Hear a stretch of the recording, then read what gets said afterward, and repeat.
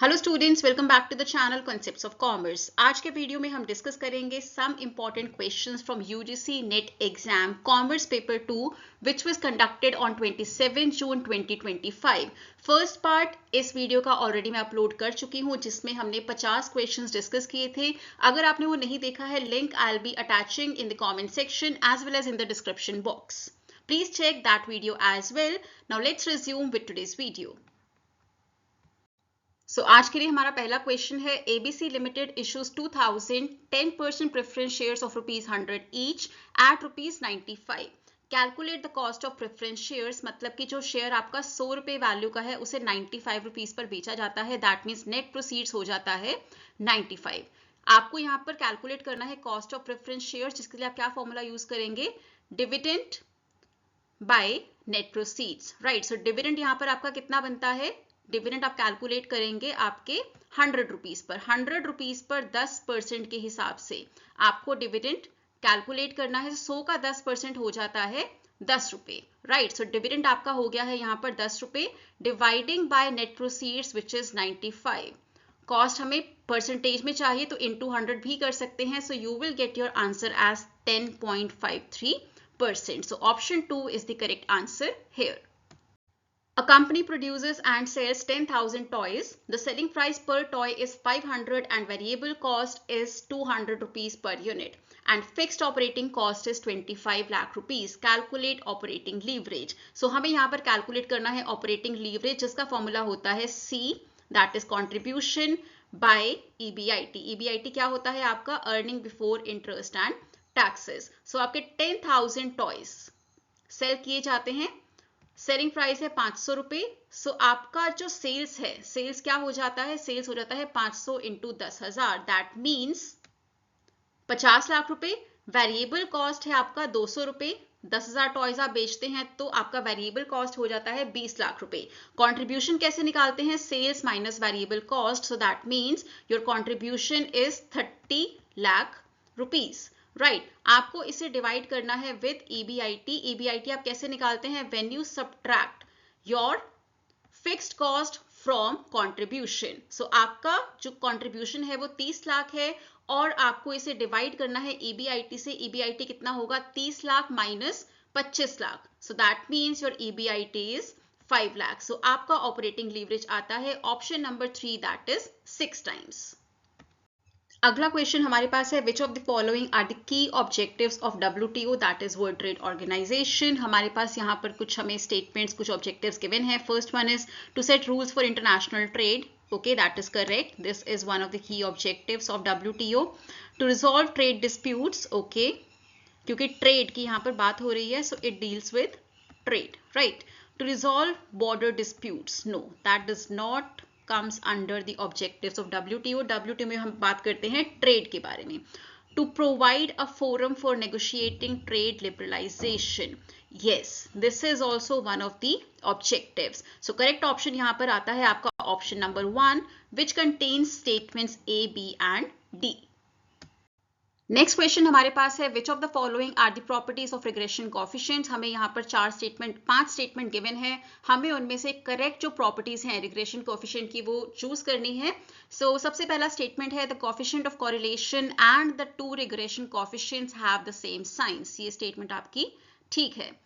The coefficient of correlation is the harmonic mean between the regression coefficients. No, this is not correct. Next है, if one of the regression coefficient is greater than unity, the other one must also be greater than unity. ये statement आपका गलत हो जाता है। उसके बाद, if one of the regression coefficient is greater than unity, the other one must be less than unity. Yes, ये option आपका करेक्ट है। The regression coefficient are independent of change of origin but not of scale. ये भी आपका option ठीक है। इस हिसाब से ऑप्शन 4, जिसमें statement A, D and E को करेक्ट बताया गया है, करेक्ट प्रॉपर्टीज हैं वो रिग्रेशन कोएफिशिएंट की, इज द करेक्ट ऑप्शन।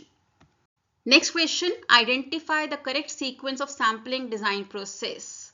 हमें यहाँ पर स्टेप्स गिवन है और हमें उन्हें करेक्ट सीक्वेंस में अरेंज करना है। डिटरमाइन द सैंपल साइज हमारे पास यहाँ पर है, then select a sampling technique, selection of sampling frame, defining target population. So सबसे पहले हम क्या करते हैं, we define the target population.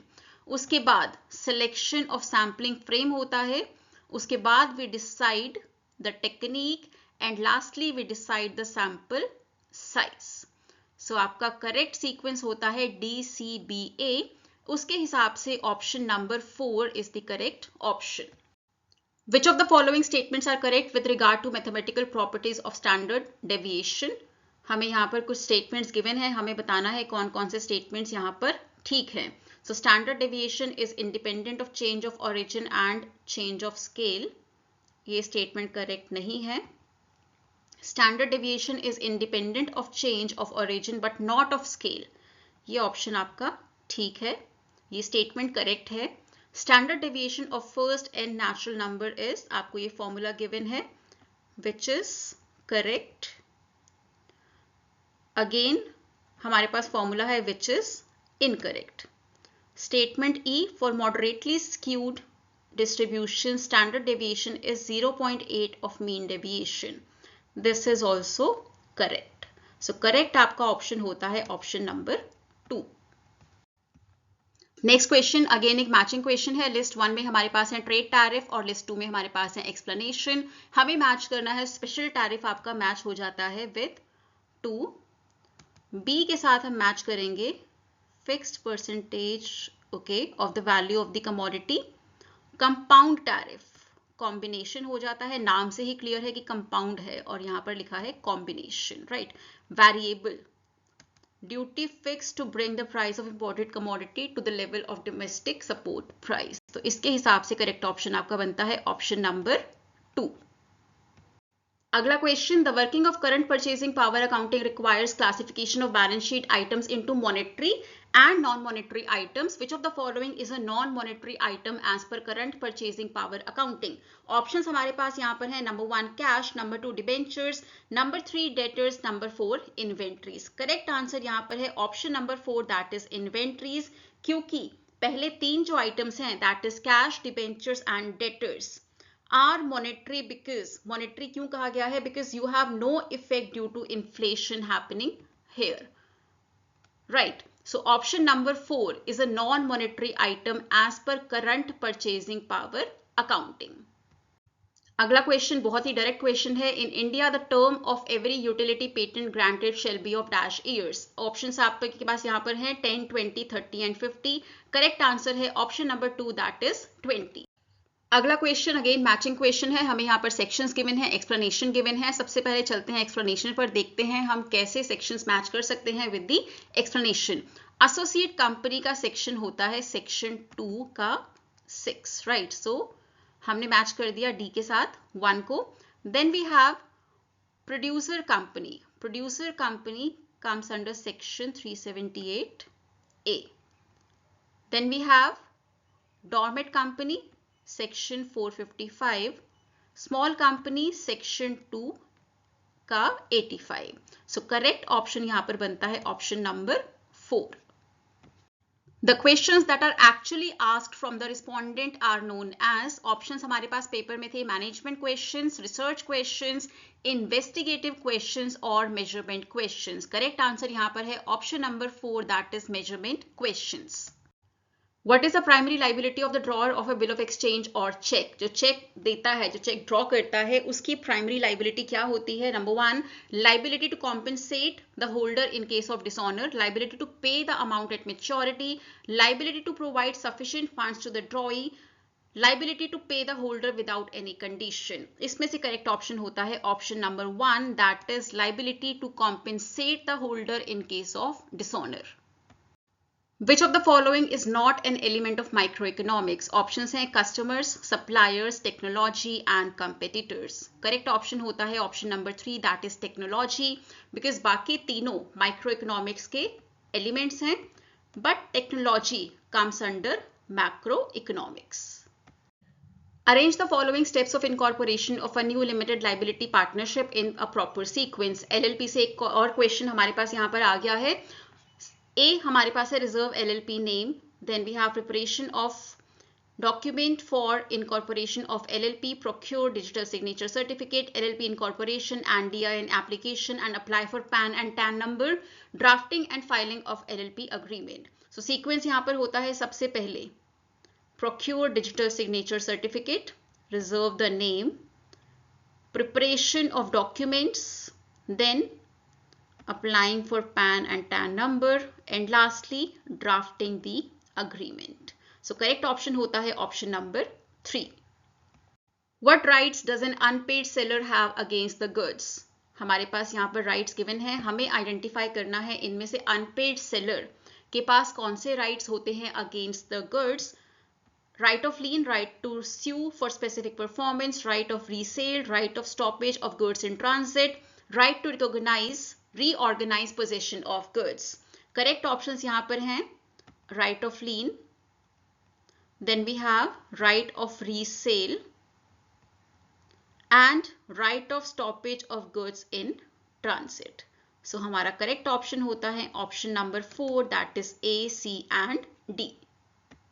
Keeping a record of uncommonly good or undesirable examples of an employee's work-related behavior and reviewing it with the employee at predetermined time is known as, options हमारे पास exam में थे, behaviorally anchored rating scale, also known as BARS, critically incident method, paired comparison method और mixed standard scales. Correct answer यहाँ पर है option number 2, that is critical incident method. Which of the following types of audit report are termed together as modified reports as per standards on accounting SA 705? Qualified report, audit report with an emphasis of matter paragraph, disclaimer of opinion report, adverse report. इनमें से correct हमारे जो options हमें given हैं वो हैं qualified report, disclaimer of opinion report and adverse report. So correct option आपका बनता है option number 4.